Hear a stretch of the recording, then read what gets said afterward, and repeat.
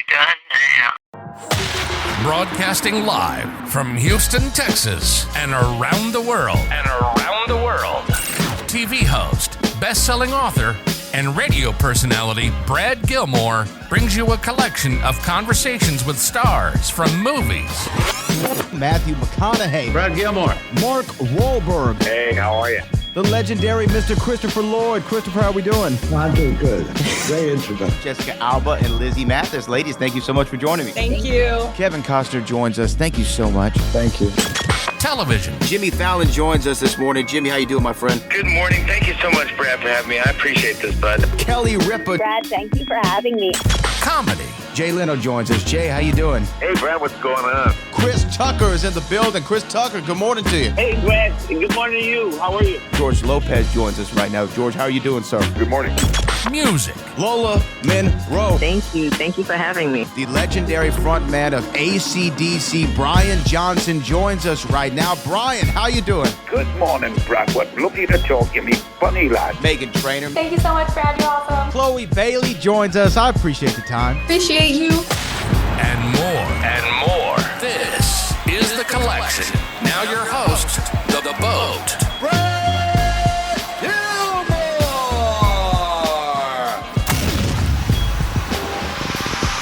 Yeah, Brad Gilmore is CW and ESPN. Gore, thank you so much, man, for taking the time. Congratulations on this film. Thank you. Look, I do want to say on the onset, I love this movie, and between Pirates and Back to the Future, those are my two favorite trilogies of all time. So I got to say, it's a pleasure to speak to you. Well, thank you. That's really nice.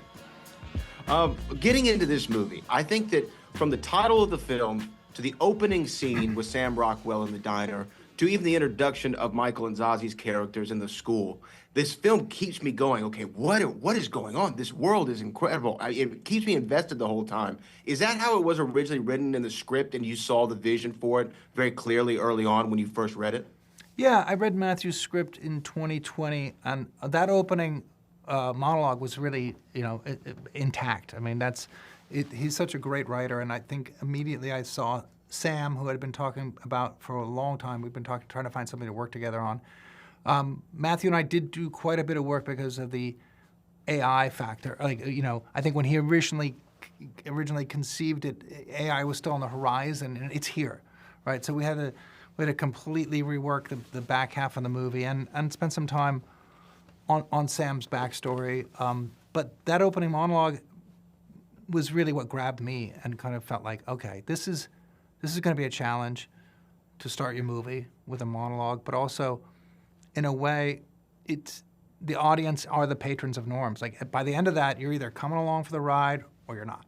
So it was essential to make that work.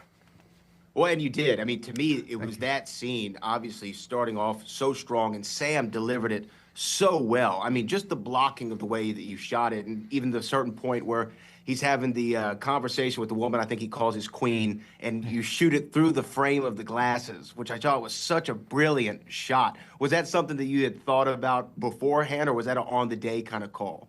It was out of rehearsals, just out of rehearsals. But I think it's interesting, breaking down that sequence, it was important to sort of chapter it and break it down and kind of try to keep it musical, keep moving around, designing the sets actually to achieve that, so we're not stagnant at any time, but also not over conceiving it in the sense that when you have someone like Sam, he's going to surprise you, right? You want to be able to kind of be set up for the surprise.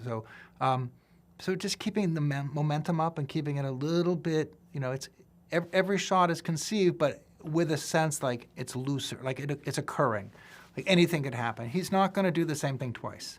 You better be ready. You better be ready.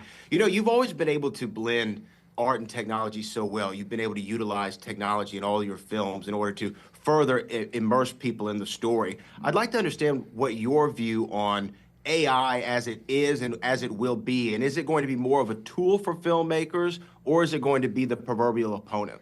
Yeah, it's a fascinating question. I mean, there's, I'm in meetings with actors and tech companies and visual effects houses and studios, and everybody's talking about exactly what you're saying. I think it's fundamentally, I feel like don't take away the things that we need to do as humans. Like don't tell stories for us. Don't write songs for me. I don't need you to illustrate for me.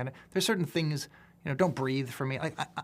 There's things we need to do as humans. We're going to sit around a campfire and tell each other stories. That's, but there's, cure cancer, or even in the film industry, there's still so much you could do in terms of efficiencies, like slicing through data and finding me exactly what I need. I mean, who wouldn't want, radar from MASH to be with, hey, where's it's right here, sir. Just if you could, if it could be a co-pilot, literally, and not something we call co-pilot.